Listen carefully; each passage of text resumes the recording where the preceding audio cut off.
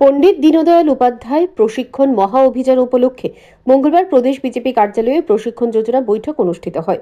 রাজ্য জুড়ে দলীয় কর্মীদের সাংগঠনিক দক্ষতা বৃদ্ধি ও আদর্শগত প্রশিক্ষণকে আরও শক্তিশালী করার লক্ষ্যেই এই বৈঠকের আয়োজন করা হয়।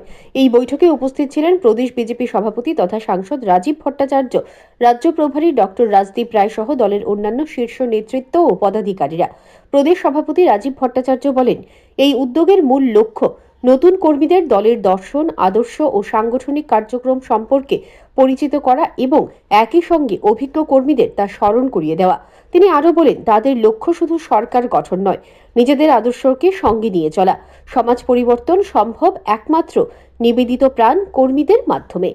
তাই সময় সময় কর্মীদের প্রশিক্ষণ দেওয়া আমাদের সাংগঠনিক কাজের অপরিহার্য অংশ। জানা যায়, এই বৈঠকে সিদ্ধান্ত নেওয়া হয় রাজ্য স্তর থেকে শুরু করে জেলা ও মণ্ডল স্তর পর্যন্ত প্রশিক্ষণ শিবির সম্প্রসারিত করা হবে, যার আওতায় থাকবে বিধানসভা কেন্দ্রগুলিও। পণ্ডিত দীনদয়াল উপাধ্যায়ের নামে নামাঙ্কিত এই প্রশিক্ষণ অভিযানে বুথ স্তরে সংগঠনকে আরও সক্রিয় করা, জনকল্যাণমুখী বার্তা জোরদার করা এবং কেন্দ্রীয় সরকারের সাফল্য আরও দৃঢ়ভাবে জনসমক্ষে তুলে ধরার উপর বিশেষ গুরুত্ব দেওয়া হবে। এই উপলক্ষে সংবাদ মাধ্যমে অবগত করেন দলের প্রবক্তা নবেন্দু ভট্টাচার্য।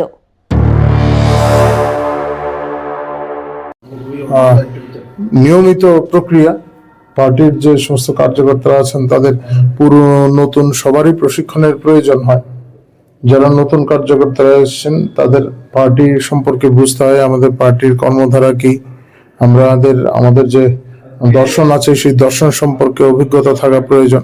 যারা পুরনো কার্যকর্তা আছেন তাদেরও বারবার এই সমস্ত বিষয় স্মরণ করা প্রয়োজন, কারণ আমরা যে আদর্শকে সামনে নিয়ে চলছি, দৈনন্দিন অন্যান্য কাজের পাশাপাশি এই বিষয়টা যদি আমরা ভুলে যাই তাহলে আমাদের পথভ্রষ্ট হওয়ার সম্ভাবনা থাকে।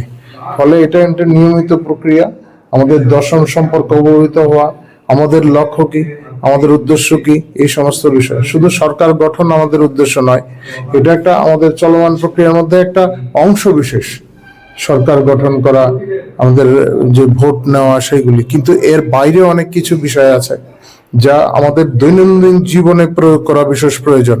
পার্টির কার্যকর্তা কেমন হবে, তার নীতিগত অবস্থান কি হবে, তার ব্যক্তিগত জীবন কি হবে, এগুলি অবশ্যই প্রয়োজন। তার মাধ্যমে কার্যকর্তা নির্মাণ হয় এবং কার্যকর্তা যখন সেই রকম ভাবে আদর্শগত ভাবে সুপ্রতিষ্ঠিত হবে, তাহলে সে আত্মস্থ করতে পারবে আমাদের আদর্শকে, তখন স্বাভাবিকভাবে সমাজে এর প্রভাব পড়বে।